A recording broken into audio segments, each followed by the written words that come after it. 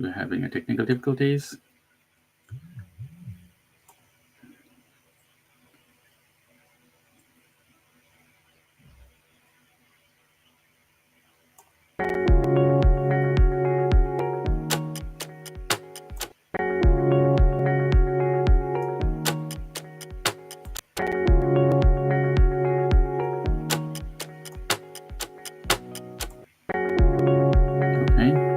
We have a technical difficulties, so we're just gonna try one more time.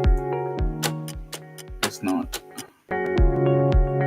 playing the intro, so we're just gonna start our live now.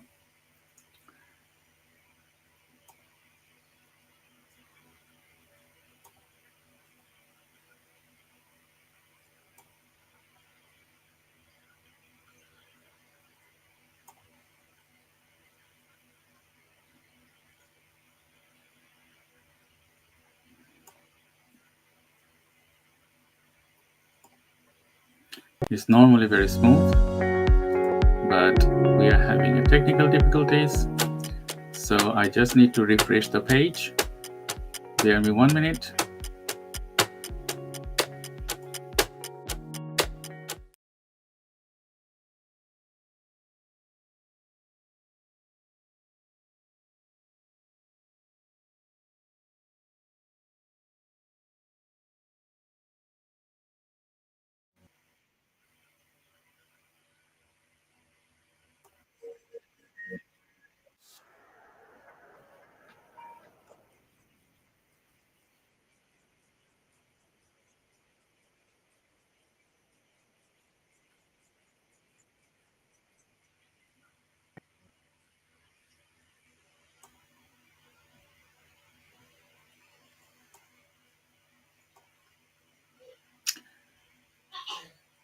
We're just having a technical difficulties.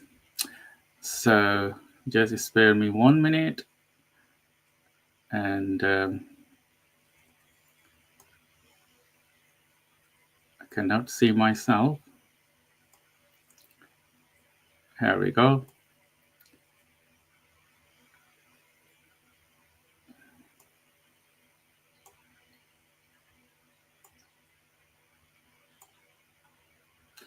There's the problem of going live and having technical difficulties. But anyway, we are just having some technical issues with Restream. So I do apologize for that. You can see my screen is not working and the button is not working. So I will add our guest to the events now before I introduce the program, because I can see a black frame there. And I can also see there is a additional thing here. So let me sort that out. It's a little bit weird the way it's behaved, but we cannot do. Okay, so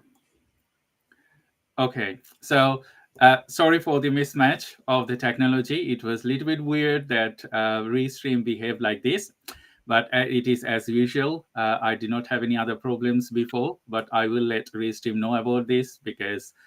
But anyway, forget about this. So thank you everyone for joining today's live webinar. Today we have Harun Rabbani and a special guest for our events today. And we're going to be talking about empowerment. And Harun, thank you very much for joining today's live webinar. And we appreciate your support and contribution. So my first asking would be, would you please introduce yourself to the audience? Okay, so thank you so much, Shah, for having me on board. I really appreciate it. It's interesting because I've been an entrepreneur, I would say, most of my life. And the reason, in my mind, I've been an entrepreneur is actually something that I only discovered earlier this year. So at the time of recording, we are now in October 2024. It's only probably about March, April, I discovered that I was showing up all the symptoms of ADHD. And that, when I discovered that, I realized that it explained so much about my entrepreneurial journey. So to give a quick rundown of what I've done, I grew up in a family business, being Bangladeshi of Sylheti origin, because you're Bangladeshi of Dhaka origin. We family obviously went into the restaurant trade. And as a 12-year-old kid working full time for my dad in the evenings, that's what I did for the first couple of years, up to the age of 14. I worked after our business closed down because you can only do so much with a family at some in that kind of business. I ended up working part time in that industry. I went on to do economics, and having had a massive interest in share dealing, stockbroking, with the hope that I will become a stockbroker. But actually, I ended up inadvertently working in the medical devices industry, in essence, selling medical equipment to top level clinicians in endoscopy, later on ENT, ear, nose, and throat. And then by 2002, I was going through a major family crisis, in other words, divorce. And at the time, my kids were only not even 3 and 1. And so I thought, okay, how do I get to spend more time with my children, because I'm not going to be able to see them every day? And so I became a trainer. I created my own business, training people, entrepreneurs in particular, how to grow their business, how to get sales without being salesy. After a while, I have to admit, and this is the important element that I think will resonate with a lot of people who have got ADHD or any other neurodiversity labels you want to give yourself. But one of the things is it basically devastated my mental health. And so for about 15 years, doing all the work that I did, moving away from training sales because I got bored of it, I started exploring the synergy between science and spirituality, science and consciousness, and ran retreats and all that kind of good stuff. But inside, truth is, I was dying inside. All the creativity was all well and good, but and nobody could really explain what was going on for me.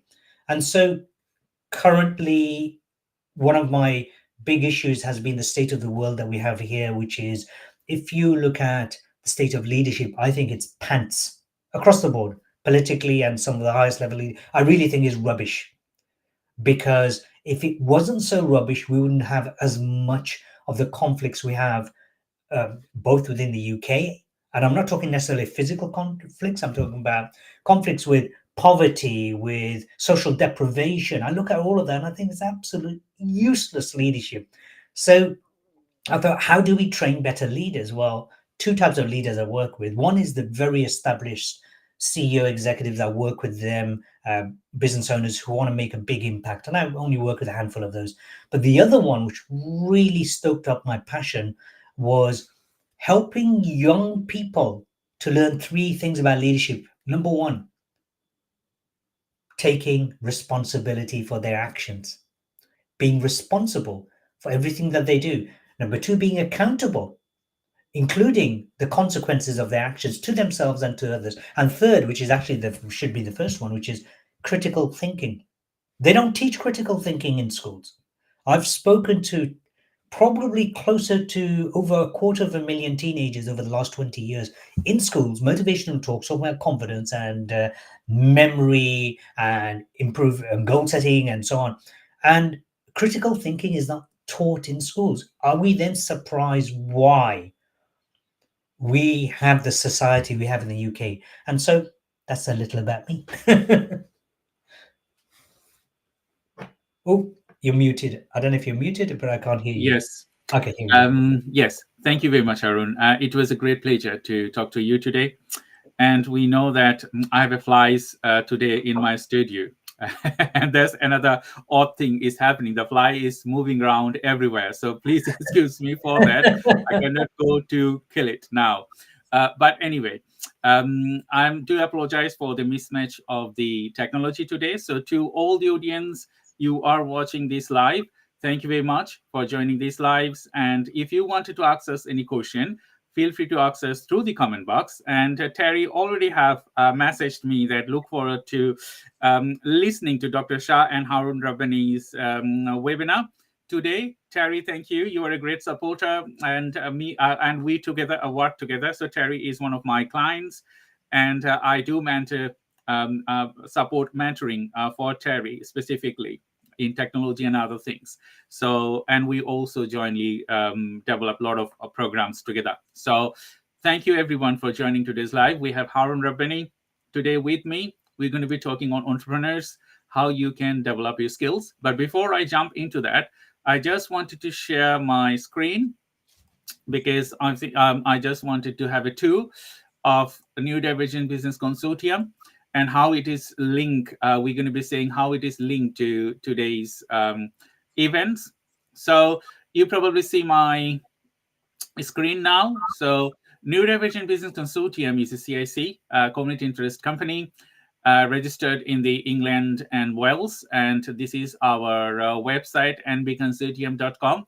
So we have waited for last a few years to develop this portal for anyone they wanted to thrive in workplace. So this is totally dedicated to neurodivergent, disabled people, and the people they have special needs and less able. So specifically, it is designed to capture the essence of the community work, development, and so on.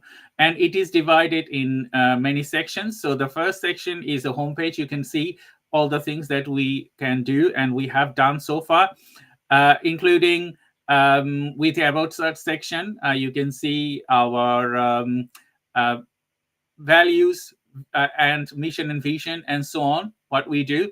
Specifically, the portal is designed and developed in 2-3 sections.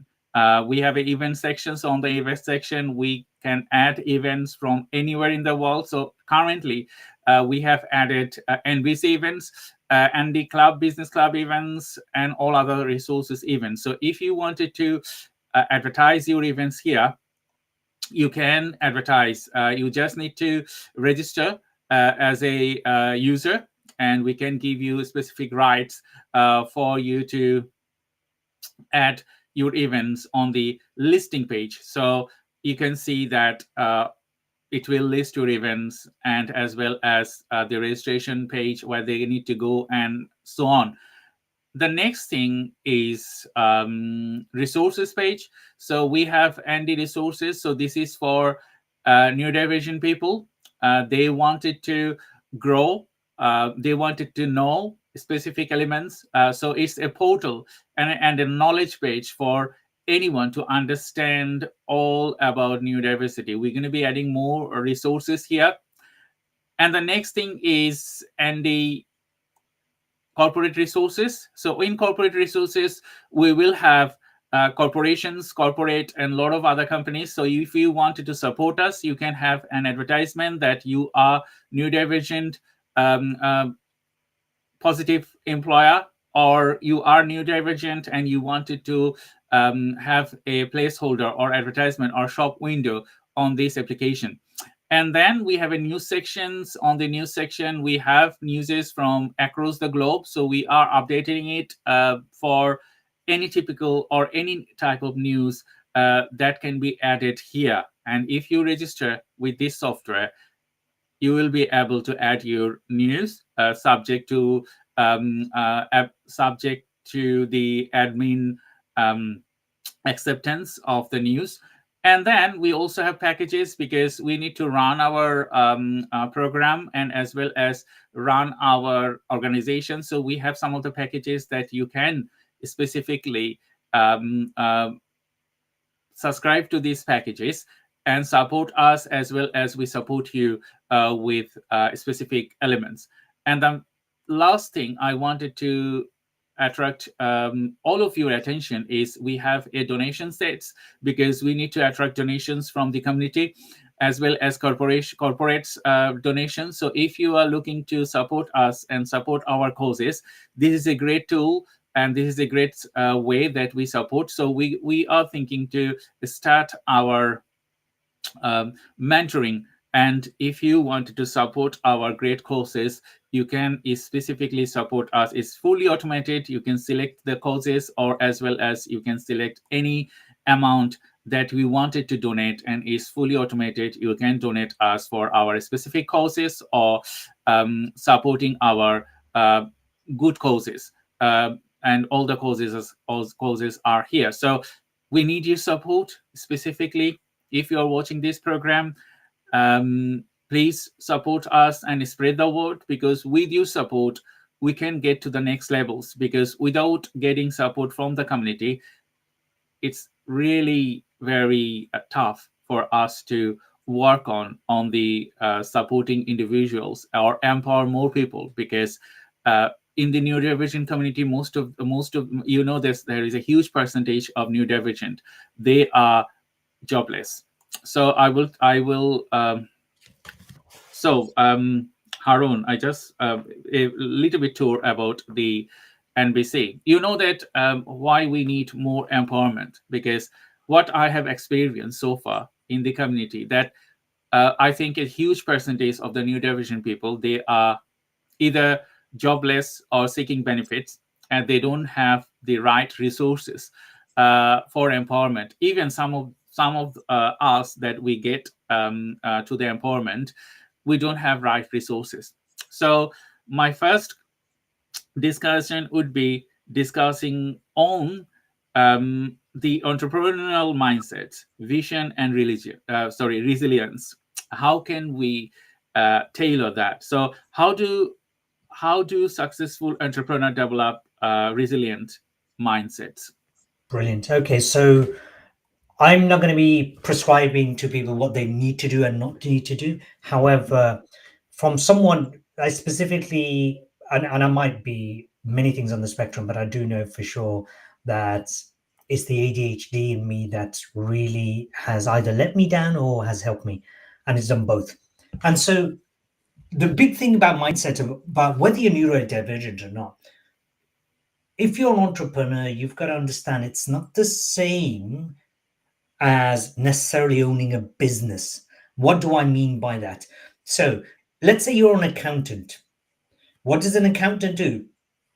Put their accounts together, save their clients money from having to overpay HMRC, but also making sure that they fulfill their legal obligations. I mean, obviously, that's a very simple concept, the way I put it. However, in essence, that's what they're doing. They are looking after the cash. That's what they're doing. A true entrepreneur is someone who sees a problem. That problem is something not just for one person, but enough people for you to say, okay, here's a problem. I think I've got a solution. If this is the problem, this is the way they want to. If they're on this side of the, let's call it, give you an analogy actually. If you imagine a river flowing and the problem is on one side, let's say on your side of the river or your client side of the river, the land is barren. There's nothing growing. It's all rocks and sand. On the other side, it's full of lush greenness. It's fruit trees and flowers and all the things you could do to have an amazing life. Let's pretend that for a moment. So here is the opportunity. Barren land, where they want to get to. Your job as an entrepreneur is to say, find a bridge or build a bridge between one place and the other. But you need to be able to do it either for lots of people, so mass production of products or service, or you build a very expensive bridge because the problem is so big, only a few people will buy your solution, cross that bridge to get to the other side. So an entrepreneur is somebody who sees opportunities for them to make a difference. That's the first thing. You've got to be a problem solver. Without a problem solving mindset of creating these opportunities, creating the demand, then you're not an entrepreneur. You're employed, maybe by yourself, but you're not an entrepreneur. I've done both. And there is this mindset you cannot have as an entrepreneur that you're an employee. For example, if you start up a new business, you have to straight away understand there is no work-life balance. A lot of people want to start and make their millions and work 8 hours a day or 6 hours a day. Good luck with that. I work with a lot of professionals who are highly experienced, who are professional speakers. They're very good speakers.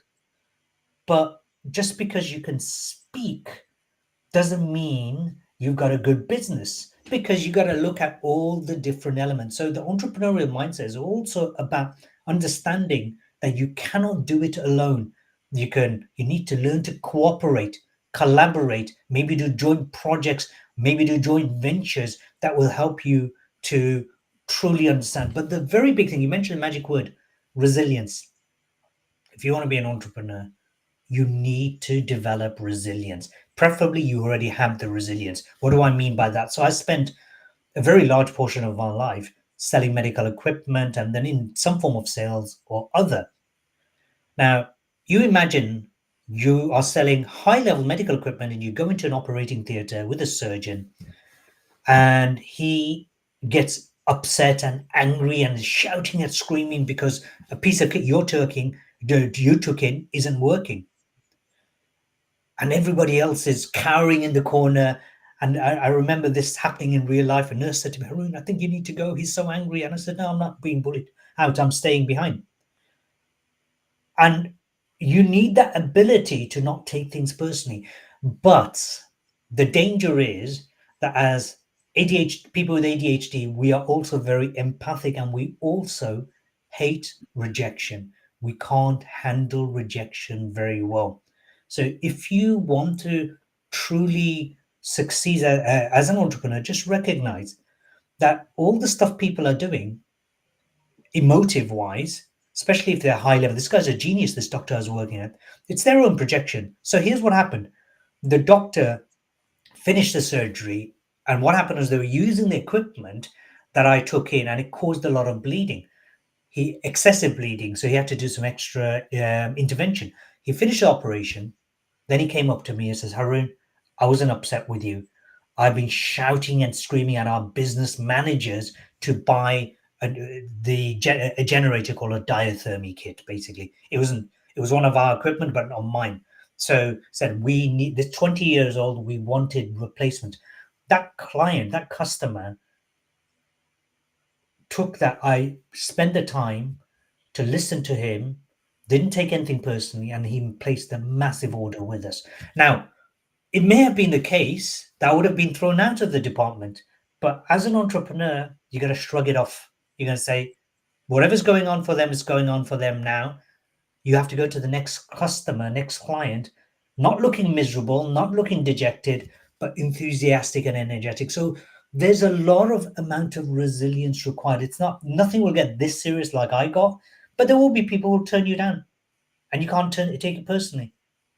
When someone says no to you, it might be, no, I don't have enough information from you. I don't see the value to buy it right now. Maybe later, but not right now. They won't tell you that. They'll just say no. So you need a level of emotional intelligence to be an entrepreneur. And I have so much honor and respect for those who are leading from the front. I might not agree with many of them. Elon Musk, I don't agree with so many things he says. But you know what? I got to take my hat off to him for achieving what he's done. I don't agree with many things, but it takes a certain level of resilience. And I don't know if he's autistic and he's got, what else has he got? Asperger's as well, I believe. So take comfort that if you are neurodivergent, 30-40% of, for example, entrepreneurs, the most successful entrepreneurs, have got dyslexia. 1/3 have got ADHD. Some of the greatest geniuses ever have got autism. So actually, if you start developing self-awareness, developing resilience, and we have this natural skill of seeing opportunities, developing the ability to look at an opportunity, don't go running after everyone, pick one, stick with it, try it out, test it out, and then once you think this is something I can work, don't try to do it alone. Build a team, collaborate, and maybe employ later, but start off with a team. And that, does that get the juices going, Shah? Yes, Arun. Thank you for your explanation, the great explanation, I would say. As myself, I'm a neurodivergent person. I did not know I was dyslexic before my brain tumor surgery. So when I had my brain tumor surgery in 2009, I realized that I lost my vocabularies, sentence making capacities, and a lot of other things. And I cannot pronounce certain words. So when I was pronouncing to the resilience, I could not do it at the first go because my brain doesn't allow me to pronounce such words. And I was laughter with people like, okay, he's just starting, he cannot pronounce a word, and he's thinking of achieving great success. And my intake was with them that I have some disabilities, I know, but my disabilities is not my working capacity, it's not my brain. You have to separate them together. I share a story most of the time that I went to PIP, personal intervention payments, after my brain tumor surgery, and I had a fall in 2015. I broke all my fractured ribs and everything, so I became partial disabled.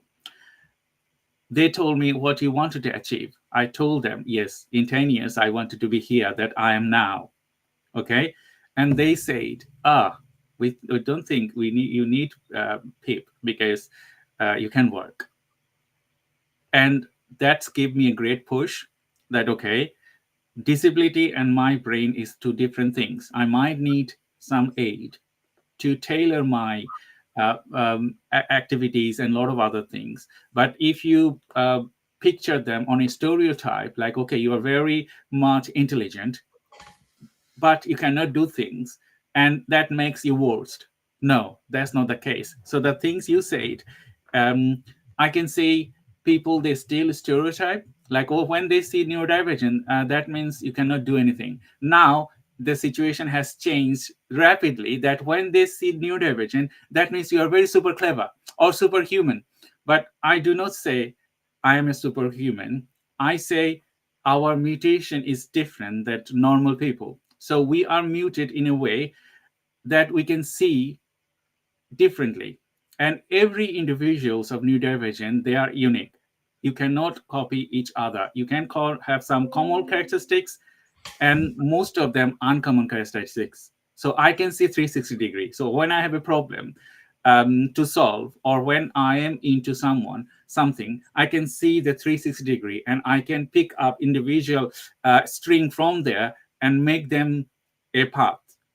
Some people, they cannot do it. That doesn't make them ununique because they are unique with something else. So resilience is the core thing that we say at the moment, because it doesn't matter you are neurotypical, you're neurodivergent, you have to be resilient, because without that, you cannot do it. And another thing I have seen working with many businesses and individuals, they do not stick to one plan. Okay. What they do, they will do something here, something there, something there, and they will not see the end. And that's the problem here. So if you started something, you have to finish that. Doesn't matter you have a good experiences or bad experiences. If you finish that, that will be added to your experience list that you did something. But if you escape from there, you cannot say that you have done something. So that's why you need resilience, isn't it? So I just going to jump into our next conversation. So we have some questions from the audience. I will get it answered a little bit later. My next question to you would be, what are the key elements of creating a vision that aligns with your personal values and market demands? I think that's very important, because if you do not understand that, you cannot make your resilience, you cannot have a business, can you? Or you cannot become an entrepreneur.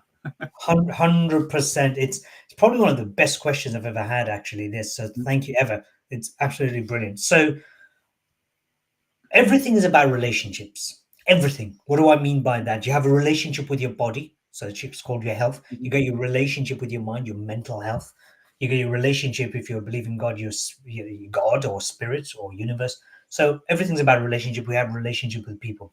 Now, what defines people is not their name. So Harun is a name given to me by my granddad, who's passed a long time ago. I love it. I honor it. And it's named after a prophet. It's named after a caliph. Great. But that doesn't define who I am. What defines who I am is where I prioritize my life on a day-to-day basis. So knowing your personal core driving values, and we all have different combinations, different iterations, knowing your core driving values is point one. If you, without knowing that, you can't say, oh, I'm following my values. Most people actually don't know their values.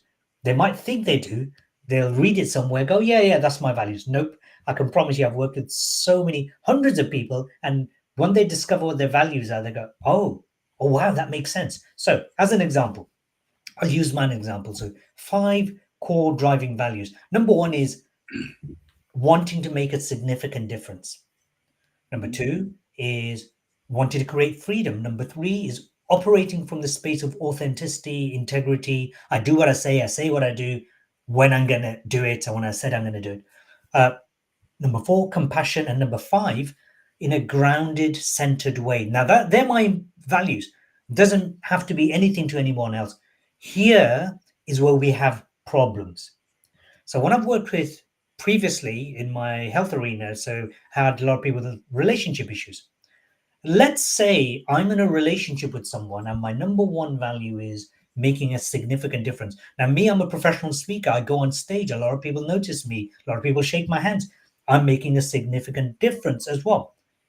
If I had a partner, a wife who came up to me, or a business partner said to me, Harun, you're so big-headed. You always want to be center of attraction. You have to make sure everyone's aware. Well, so can you do it behind the scenes? So can you maybe work in a room with a computer and stay behind there and not talk to humans? That not only emasculates me, that also is denigrating, dishonoring my number 1 core driving value. If I was to enter a job and we were to reduce these 5 values to something in the distance, number 1, you wouldn't last in the job. Number 2, if you did stay in that job, you will literally fall ill because you are not living according to values. So when you create a vision for your business, for your company, you got to ask yourself, how does this support my values? Because here's the thing.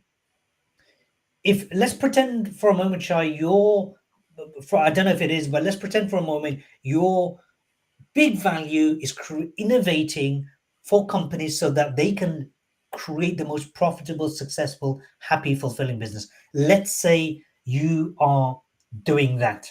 Okay. How excited would you be to be, I don't know, a data processor, and that's all you do? You'd hate it. I mean, obviously, it's not something you would do, but you'd hate it. You would not survive. So you got to ask yourself, this business, this vision I have, whatever the vision is, does this tick value number 1? Does it tick value number 2? Now, an important part of my values, by the way, is a given, like my family value. All of this is incorporated into my family values. Am I making a significant difference to the lives of my parents, to my siblings, my children, to my friends? So all of these can be used in business as well as personal life. So you've got to, if you spent most of your day, every day, 80% of your time, maximum, probably, you never get to spend 100% of the time doing this, 80% of the time doing stuff that fulfills you, lives up to your values, makes you happy, how amazing would you be as a employer, as an entrepreneur? You'll be hop, skipping and jumping out of bed to get to work. You don't need an alarm clock. You will wake up ahead of time. You're like, oh my God, I get an opportunity to do this again. Because guess what? You are in love with your business. Where people struggle is they create a business and it doesn't tick their values. A, because they don't know what their values is. Well, let's pretend they know their values. B, because they're doing a business which just doesn't resonate. So creating a bank, let's say, the banking sector is a mess and there's opportunities there. I couldn't do it. It will bore the pants off me. So the value piece is absolutely important for creating a vision, number 1. Number 2, the value piece is very important because if I'm, say, working with you, let's say you and I are collaborating, if you know my core driver values, you know that, let's say yours is innovation, you're going to ask yourself, okay, how does innovation connect with Harun's desire to make a difference? How does innovation connect with Harun's desire to be authentic? How does innovation connect with Harun's desire to be centered and grounded? So if the person, and let's pretend there's a romantic relationship between me and my wife, she's ticking all my boxes, I'm ticking all hers. In other words, we are creating the environment for the other person to be happy. How amazing would that relationship be in your business? And so, knowing your values, knowing who you are and who you're not, that's important. Knowing who you are, knowing what you stand for, gives you direction towards your vision. It's very important. You might have a vision. Everyone's got 1,001 ideas, especially ADHD people. We've got a million ideas a day. But without knowing your values, how are you going to get there? So your values acts as your guideposts to realizing the vision. That was mind blowing, Harun. And you know, you are right, because when we talk to the individuals, they might shadow some values, but that's not their values. Maybe specifically in Asian parents, their value is going to be their children values, so they derived their values to their children. But is that value is their children values? No, not, because maybe sometimes it will match, but most of the time, as we are individuals, because in this world I think there are 9 billion people, and everyone is different. You cannot see like a thumb is similar to other people. No. So everyone is different. So if people are different, their value is going to be different. Yes, there will be some common and uncommon things in between that, and we fail to understand that. So when we talk to some neurodivergent people or neurotypical people, asking them, okay, what you wanted to achieve, and they cannot say straightforward that this is my path and I wanted to get and I wanted to see, I wanted to, this is my end results. They will say, okay, I wanted to achieve this, that. And at that point, I ask them, do you know that this is achievable and how long you need to wait to achieve that? They cannot measure it. So they will go something like, okay, I wanted to reach there, but I don't have any tools, I don't have any things. And most of them will say, I will learn and reach there. There's a good thing when you learn and reach there, but the time you need to spend, it's horrendous. So you cannot do, maybe it will take you 10 years to reach there. But as an entrepreneur and training people, mentoring people, I realized myself, I had mentors. That's why I'm in these positions. So if you thinking that, okay, you have a dream, you have a path, and you wanted to reach somewhere, you need to add professional people. They can guide you through. Otherwise, if you wanted to run that path, it's not going to be easy. So my next question to you would be, how do we change our attitude towards adding professional people to the professional jobs they're looking for to grow someone's dream to the next levels? Oh, beautiful. You asked, you definitely deserve to be a podcaster. You asked some great, great questions. And a lot of times I go into podcasts and actually the questions are boring. This is great. So someone wants to realize their dreams and they're professional. Here's the thing. And I have to say, I did struggle with this. I've struggled with this for the longest time on this context. As someone with ADHD, I struggle to delegate. I have this tendency to look at something, geek out on it, practice it to the nth degree, and become genius level at it. So I want to give you a really off the curve, out of the box experience so you can relate to this. So I live in the countryside in Northamptonshire, and I have a fascination with growing my own food because I like organic food, homegrown. There's a big difference between growing your own food and so on. And I thought, okay, how do I create compost? Compost that will be really nourishing for my vegetables. 2-3 doors away, our neighbors there owns, I think, 4 or 5 horses. And so I thought, okay, how do I use that manure compost? So I spent the better part of my waking hour outside of work reviewing all the videos, YouTube videos, and reading all the articles of how to create the best quality compost. And then it got to a point where I've now learned how to create compost in the space of several days. I won't go give you my secrets in this podcast.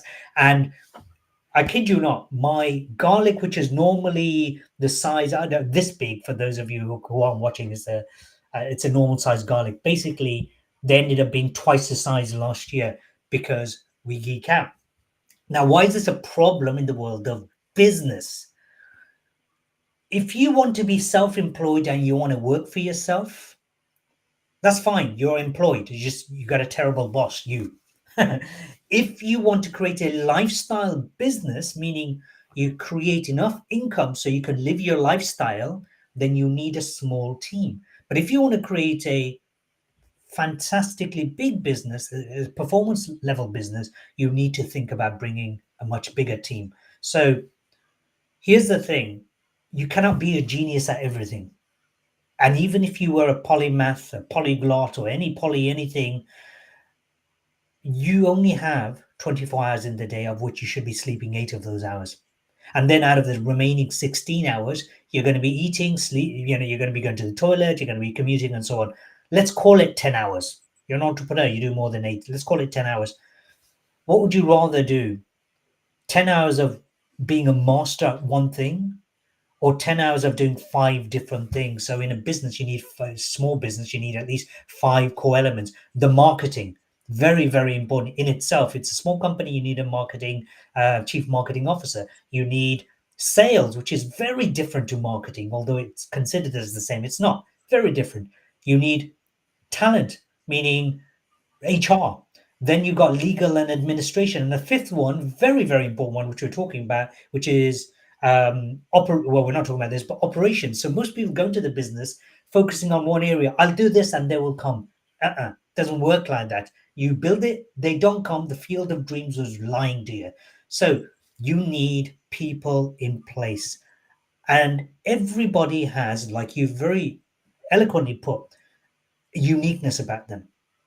And I would rather find somebody hugely more smarter than me looking after different people. For example, in my company, Young Leaders Nexus, currently I'm looking for a careers consultant. I won't say what for, but in someone who knows way more. I don't want to geek out on that. It's an area of interest, but it's not, doesn't have to be me. It's far more effective if my careers consultant goes and does their consultancy job, speaks to the school, speaks to the teenagers, and I focus on doing the big deals. I'm a negotiator. I know how to build things. So I focus on that. When it comes to marketing, I've got my eye on 1 or 2 people who can do that. When it comes to the finance, I've already got my eye on which company I want to bring in. Now, in order to start from scratch, what you need to be thinking, it takes a long time to build a team because you've got to interview a lot of people. So before you think about interviewing and bringing anyone on board, number one, be self-aware. Where are my strengths? So do all the personality profiling tests. Where am I the genius in? For me, creativity, innovation. Somebody else, it might be systems and processes. I have a lot of respect for that, but I'd rather have somebody who's someone like yourself, who is total genius in that. So what am I strong in? Where are my weak spots? Where are my blind spots? I'm very good at looking after people, but it's not my natural space. I'm good at it, but it doesn't mean I'm best at it. I'm best at what I do. So what am I brilliant at? What are the weak areas? And make sure those weak areas are compensated for by the right team. How do you find the right team? Well, number one, if you're in business, you need to be on LinkedIn. If you're not on LinkedIn, there's something wrong with you. Because LinkedIn, every single person who has got a skill set and who wants to share the skill set is on there. So why are you looking at it? Life is so much more easier, Shah. 30 years, what, not even that, 20 years ago, you'd have to go to a lot of meetings and events to eventually come across one person that may or may not like you. Now you're spoiled for choice. So network, become a trusted advisor, help others to network, find amongst them the best of the best to come and work with you. And here's the good news, Shah, that when somebody is a genius at something, it's so easy for them, so effortless, it feels like play. So when you want that advice from somebody in a specific area, let's say someone wants to speak about sales, it's so easy. It's like, running through my veins. that those people a lot of the time say, yeah, I'm not going to charge for that. But when you want to get serious, you got to pay them well. So the most highly gifted people actually aren't overcharging for stuff. I know I've taken a lot of time, and I'm also very aware there's some very good questions. I don't know if you wanted to, shall we address those? I mean, does that answer give Yeah, you yeah, please, some kind of because idea? we have some questions from the audience. Yeah, We're going to answer them because, as I told you, one event is not enough to answer a lot of different things. Because yeah, when you talk about entrepreneurships, it's a huge fails, and people really stuck into it, that what they do not understand what they need to do. So if we can very specific for our conversation, and maybe at another events down the line to talk yes. about more, or maybe series or events, because I understand the work you do, that is mind blowing. And I think adding programs online, it will also support thousands, or maybe more peoples, they are watching these events right now. So yes, please, you can elaborate the questions. We just have another 15 minutes. So I just wanted to say thank you to all the viewers for joining today's live. I'm Dr. Shah Siddiqui from Neurodiversity Business Consortium, and we have Harun Rabbani. And Harun, please continue your conversation.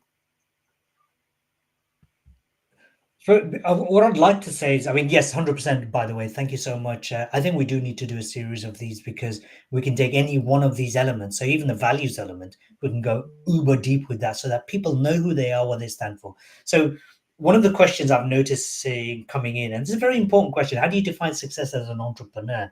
What key metrics do you use to measure progress? Great question. Here's the thing about success, okay? First of all, as an entrepreneur, there are various measurement tools. But here's the mistake that everybody makes. They set up a business and in their mind, they work very hard on everything else but to bring the customers in. So, what in Britain, anyway, you know what they hate more than anything else? Sales.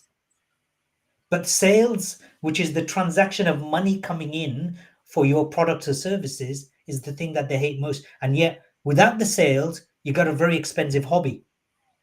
Without the sales, you got a very fast declining, it's not even a business yet. So, key metrics for me in a business is this generating profitable revenue? When I say revenue, after you paid your costs, you've got profits, profitable revenue. Is it generating enough profits and is it generating enough sales? Is it sustainable? Just focusing on the sales bit, is this something that could be replicated month in, month out? Or is it like, okay, during Christmas week, leading up to Christmas, you're busy and that's it for in the restaurant business, we used to be busy for 2 weeks, very, very busy last 2 weeks of leading up to Christmas. But then what about the rest of the year, occasional on Friday and Saturday night? So this is why the restaurant business is one of the worst businesses anyone can get into, at least nowadays. So sales revenue, it's a very important one because there is a you have created a business for some amount of profit. The other big thing for me is, am I making a difference? But before you go into, am I making a difference to the people I'm serving, which is you want to, you also got to think, am I making a difference to my team? I worked in sales, for medical sales, for nearly 10 years. In my last company, I was the number one salesman by a long shot. It's a big company. And you know what I was good at? Meeting doctors, having very short conversation, and generating business from them because I was very good at building relationships, which were absolutely astronomical, breaking company records. You know what I'm weak at? Like a lot of ADHD people, I'm very weak at admin. Absolutely hate it. It drives me nuts. It needs to be done, but I don't like it. So you know what the company was kept on telling me, Arun, you need to do more forecasting. If you need to forecast what we're going to generate in the next 2-3 months. At 3,000 products from £5 to £5,000 range, big product range. They wanted me by product category to dictate out of 120 hospitals which ones would order which and which from which department. I'm not an analyst. You hired me to do sales. Let me do the sales. The other colleagues, They're focused on listening to the bosses. This is why they only achieved 85% of the targets, and I was achieving 150, 160% of monthly target. So if I have a team, I want to find where they're a genius at. I want to. This is not school. This is not GCSE where you say, "Oh, focus on the weak stuff." The strengths will look after. No, no. I want to know what is the one thing that you will take my company astronomically high in, whatever the area is. Doesn't have to be sales. Could be admin. Could be legal. Doesn't matter. Could be social media strategy. Whatever it is. What is the one thing? So, am I making a difference to my team? Because without my team, I'm building a big business. I have no business. So, next metric is obviously customers, how many customers you have, how often are they ordering, am I looking after my team? Now, it's not about the money. To me, the metrics, although it's a measurement tool, that's all it is. I want to know in my business, Young Leaders Nexus, am I helping create a new entire generation of leaders? And it might be one person. How many Martin Luther Kings do we need to create for the UK, for example? Or it might be 100,000 young people. That'd be amazing, won't it? So the metrics is about, am I making a difference and is it paying my bills as a result? That's the key basic metrics. And then as you grow your business, there's many other metrics to measure as well. But that really is something for another day. There's another couple of questions. Did you want to post them or should I just read them out? What role? So we have many questions here. I just attract me some of the questions. So the next question I just wanted to ask you about Zaki Khan. Thank you very much for everyone sending these questions.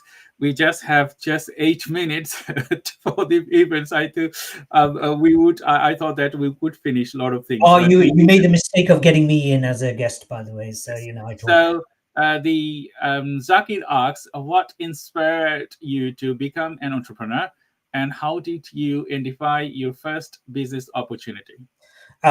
What inspired me to be an entrepreneur is my dad's beating me up with a stick if I didn't turn up to serve the customers. At the age of 12, my father, well, he was at the age of 11. I was 11. He wasn't. He was in his 30s. He set up a business, and long story short, he took the family up from Birmingham to Sunderland, and my job was to take customer orders. And when I was taking orders, this is important.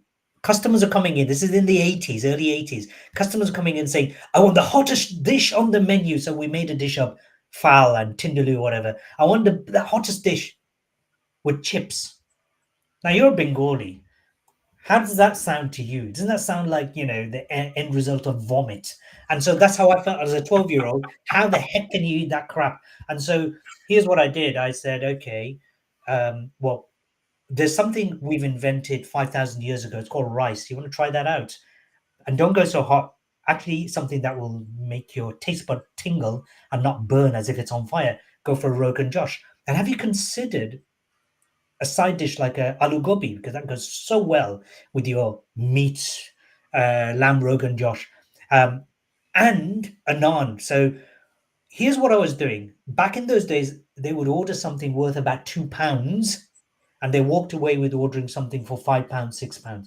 I was only 12. I wasn't trying to sell. I was just trying to make them eat a decent meal. When I went into medical sales, I applied not the sales training knowledge, that knowledge when I was selling equipment. As a result, I kept on breaking company records. This is working for a company called Olympus in the medical field, called 𝐒𝐤𝐼𝐻. And it was only after a number of years I realized that, you know what, I don't like being controlled. I don't like people telling me what to do. I seem to do far better just left to my own devices.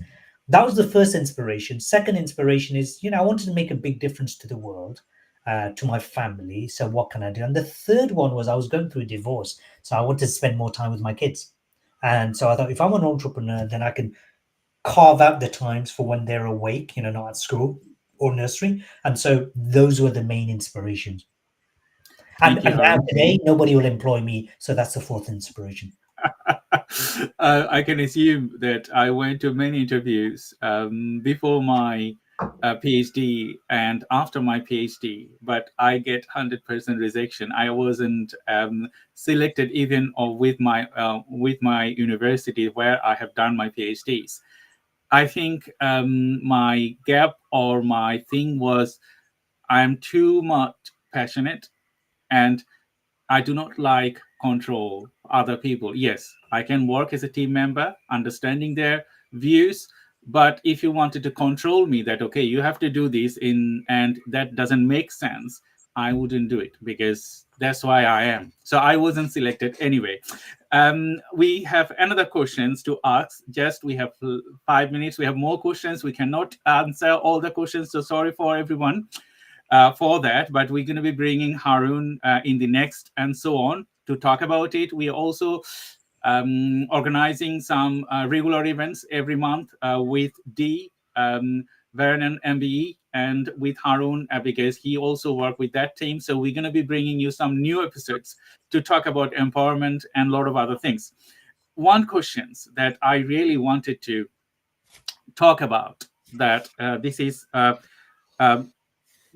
this question was asked by 𝐒𝐲𝐽𝐝𝐝.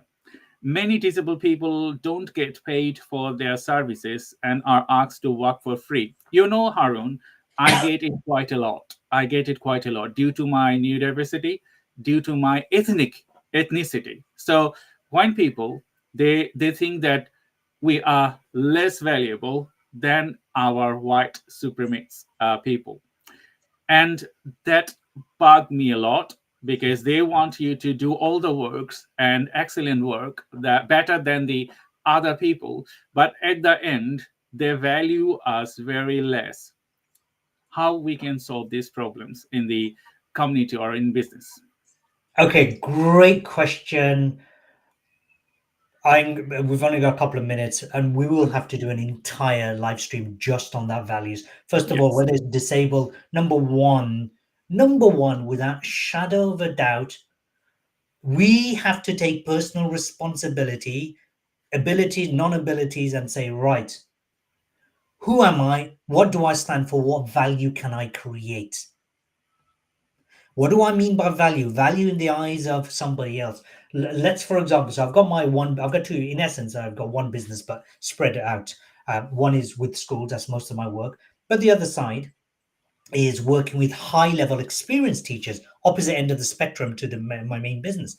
And if you look, for example, a professional speaker might get paid £500 for each time they speak. Well, it's not really high level of speech.